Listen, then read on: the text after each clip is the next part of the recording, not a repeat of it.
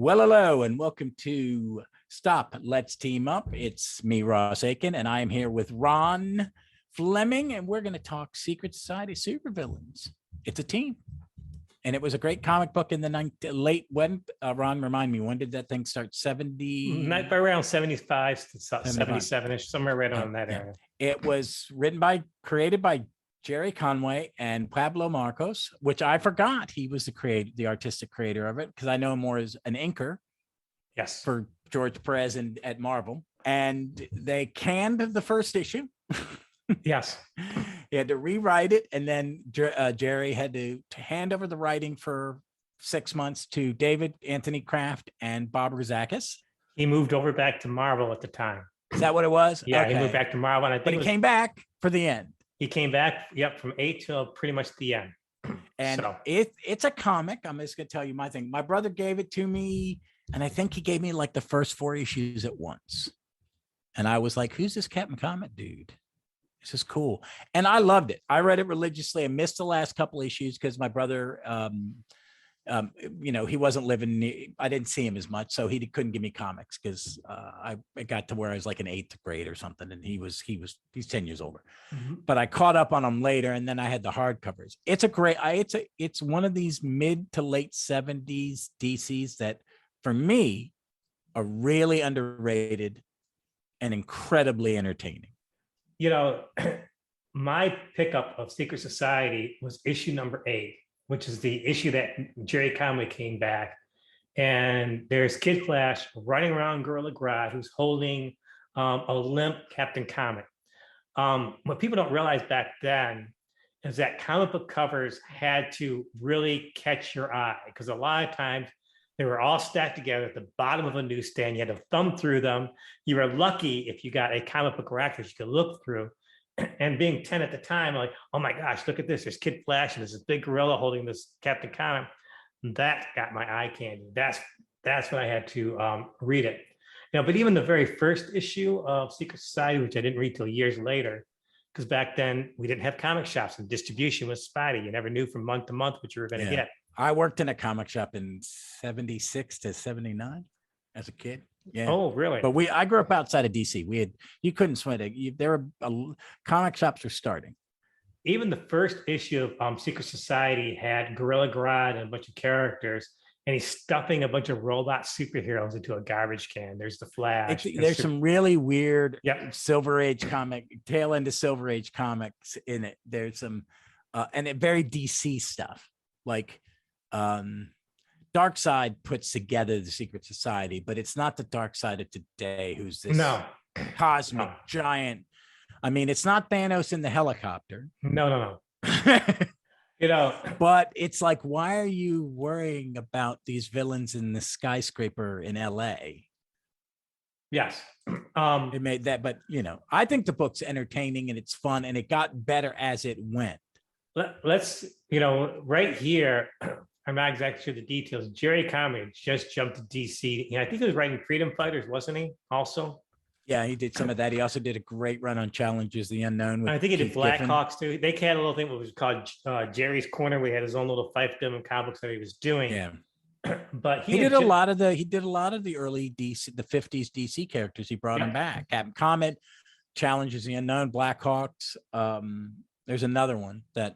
When he started Secret Society, he was 24, and he'd been writing at that time comic books for 8 years. 8 years.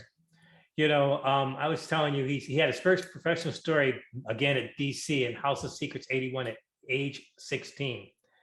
And we were talking about that. He wrote Spider-Man, Amazing Spider-Man. He basically succeeded Stan Lee at the age of 19. I mean, it just tells you what type of person Stan Lee was. I mean, we've talked about in another podcast where people have a tendency to put Stan Lee on a pedestal or make him the world's greatest villain. And he's not. He was a guy somewhere in the middle. And it just shows you how much respect he had for some of these creators. Like we talked in the past, he gave Maurice Severin Incredible Hulk when it got its own book. Yeah, he basically handed the keys to the kingdom to Roy Thomas. And here, of all people, a 19-year-old kid, here, take Amazing Spider-Man and run with it. Go. Yeah. And he was my JLA guy. He was the JLA I started later on. Yes. My JLA, first JLA was Jerry Conway and Dick Dillon. And when he came back to DC, he also wrote Firestorm. That was one of his other things. Oh my God, that's a great comic. It's a freaking great comic. He's an incredibly talented man, and he's still been a prolific writer and editor, and he's a script editor and a producer of Law and Order, and has been for 20 some years. Yep, and he'll be 70 and he'll be 70 in September, and he also wrote that iconic story, which still ripples through Marvel today. He was barely 20 years old when he killed off Gwen Stacy in the comic books. Yeah, I mean, just it's just mind-boggling. It's weird. It's weird. We're going to be talking in another episode somewhere else, folks, about Jim Shooter and this weird what you created as a child. Yes, you can't do any of that mind-numbingly, because some of these guys were kids. Yeah, even Roy was what, a year or two out of taught for he went to college, taught for a year, and then he worked for DC, and then went right to Marvel. Went right to Marvel, and within a few years, basically got handed the keys to the kingdom, and said, "Here, run for it." And again, that goes back to Stan's. Stan was just an amazing guy that he gave these people so much creative freedom. Just go, do what you need to do. Yeah, and you got to think of the where Jerry comes. There is this core of comic writers there, and what they are is basically, and they're all editor-in-chief at Marvel. None of them for more than a year or two. Jerry Conway was a few months, just a few months. But it was Roy, Jerry, Archie Goodwin, Len Wein, Marv Wolfman, then Jim Shooter. And then they had kind of stable ones then it became a more stable position. Yes. And up to today, it's still stable. What it was is, listen to that talent where Jerry came from. I mean, yes, it's amazing. But these, I hadn't read these comics in maybe 2 or 3 years. I mean, I have read them because I had the books. The Secret Society. I forgot about, I go back every few years to read the Secret Society all over again. I forgot how good, there are some great art team ups, and talk about people starting their careers. It's Rich Buckler. He'd been drawn FF by this point, but it was Rich Buckler and Bob Layton. Yes.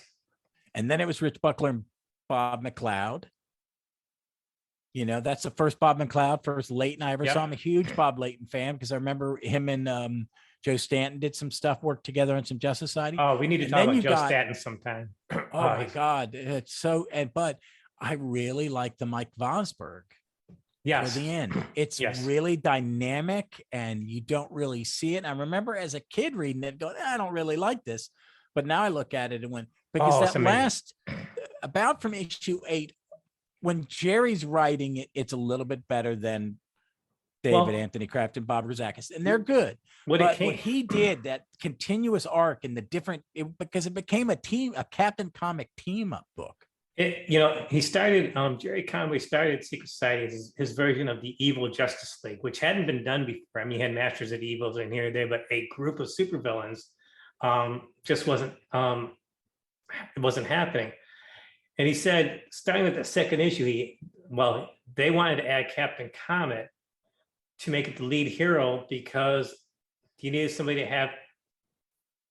hero to interact with the villains because of the code.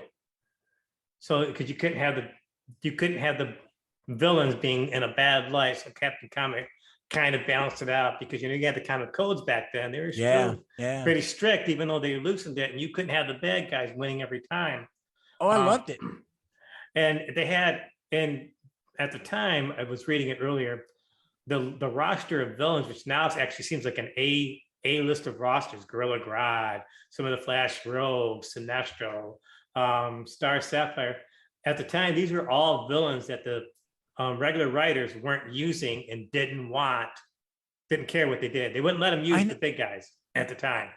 But there's so much stuff that came from this too, because the Wizard in that new costume, the gold and green, and because the story arc really ends in Justice, a 2-issue. Is it a 2-issue? Yes. 2-issue Justice League story. In between all of this, between actually issues 10 and 11, DC went on a limb and did almost a one shot in their giant series. It was called DC Special Series. Was the Secret Society versus the Justice League. And back then it was like a 70-page, maybe 16-page comic. And they Yeah, had these giant issues with like 30-page stories. I loved them. I still love.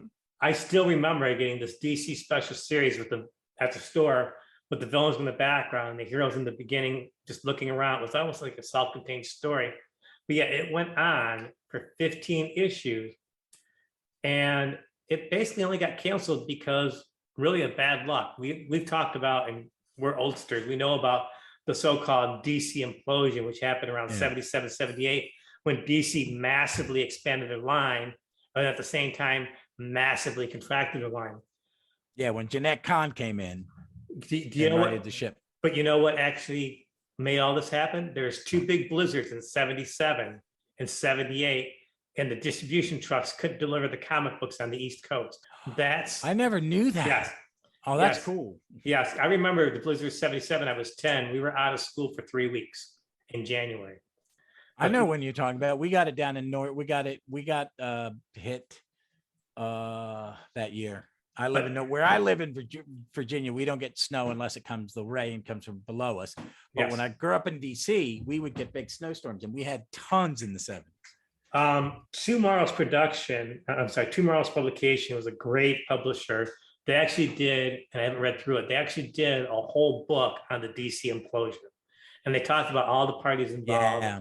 It's really cool. We were talking about, it Morrows. really was these two blizzards that really sank the DC line because of distribution problems. There's some good stuff that got canceled. I mean, it cost, Justice Society just moved to Adventure. Yes. Just Society moved to Adventure. That was one of the casualties for a while there. In the later issues of Supervillain, Secret Society, the stuff is really getting good. I mean, you look at issue number 13, you got Earth 3 in that one. It's good because, and there is something about the serialized storytelling of this era of comics for me is so good, and Jerry's is, because it built, and it was like, it would have Flash in one comic, then it would have Green Lantern, it was you had a clone of the Paul Kirk Manhunter. It's not that Walt Simonson Manhunter, it's another version of that clone, and he's really a villain. You think he's a hero for a little bit. Yes. But he's not. He dies, but him and Comet are friends, but he never realized that Comet's a hero.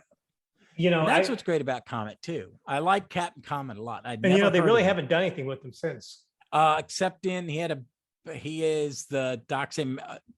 He's the hero at the end of Robinson's Golden Age. Okay. That comes from space and goes, hey, that's Hitler's, him and John Jones are the new heroes.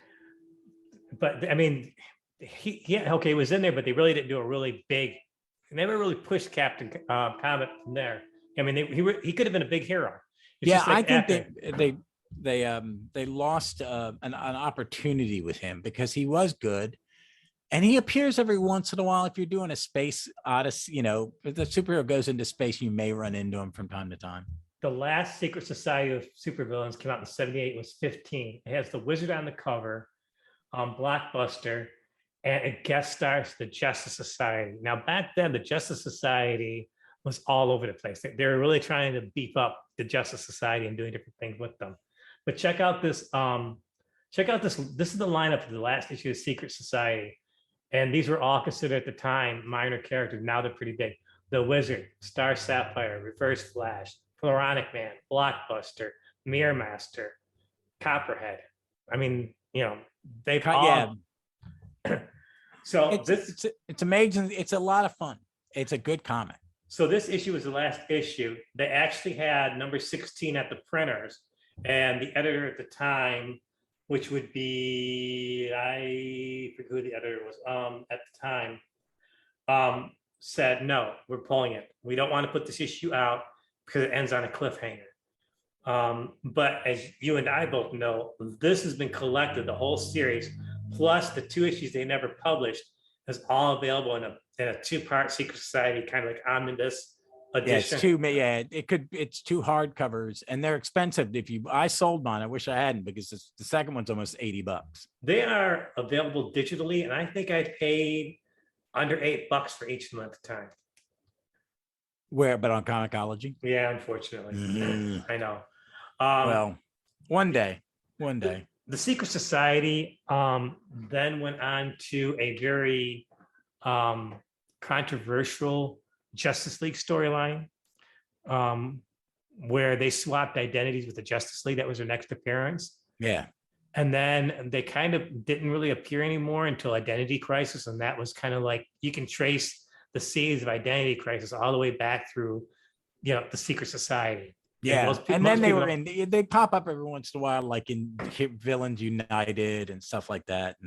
But now it's back to the Doom. What is it? Legion of Doom. Legion of Doom from the Yeah, old they want Super Friends. Yeah, so they just stopped using the name Secret Society. I think it's something that's worth reading if you can find it digitally. It's very entertaining. He did a couple series like that. He did it. I've talked about it before. The Challengers of the Unknown. That's With Mike Nazar and early Keith Giffen and Swamp Thing and Dead Man are hanging around with. It's like they kind of like throw everything but the kitchen sink to try to make this. He does something that I like, writers who pull in characters that you would normally not put in the book. It's why I like when Stan brought in the Kooky Quartet. I think it's Roy does it sometimes. Roy was good about he'd bring a character in and they would hang out at the Avenger Mansion for a while, yes. and then become a member. Yes, I'm going to test drive somebody, so it's fun, and that's kind of what this was. It's like you never knew because the lineup changes rapidly. Yes, very much so. And then there's Funky Flashman, who I had not read the New Gods, so I didn't know who this dude was. Yes, he was in there for a while and he bounced around, and it took a while for the series actually to get its footing, because it seemed like it was just, even though it was like rotating creators and for a while and rotating cast, Jerry Conway, and they all kind of like make a nice little thread, how kind of all connected. It made just you'd never Bronze know. Age fun. Yes, and if you didn't know it all connects. You're not going, what the is going? No, it and it just gets better, and it's like a snowball rolling downhill because they had 15 issues, 16. And then if you count the two-part, that's 17, 18. That just the Justice Leagues, it's all built on. And because it was self-contained, it didn't have any big guns in it. No, you could do true character development. That was a luxury of not having the big guns, because they could take some of these characters who now are considered major characters and they weren't really, nobody cared about them then. You could actually do things, make things happen. I'd never heard of the Angle Man. I thought that was the stupidest name I'd ever heard. And I missed that Angle Man. I really liked that one. He was a cool Angle Man. I like that. Yeah, I'm not read a lot of Wonder Woman, and that's bad. But I just not read a lot of Wonder Woman. And my brother, he said, my brother was like, "Oh, Angle Man, he's an old Wonder Woman villain." And what the hell? That Secret Society of Super-Villains special, which they face off with the Justice League. The roster for that is Gorilla Grodd, Star Sapphire, Sinestro, Poison Ivy, Bizarro, Angle Man, and again Funky Flashman. I mean, just some of them are now. That's where they get Maxwell Lord. Yes, he's just a more polished Funky Flashman. Yes. So, all right, that's a good comic.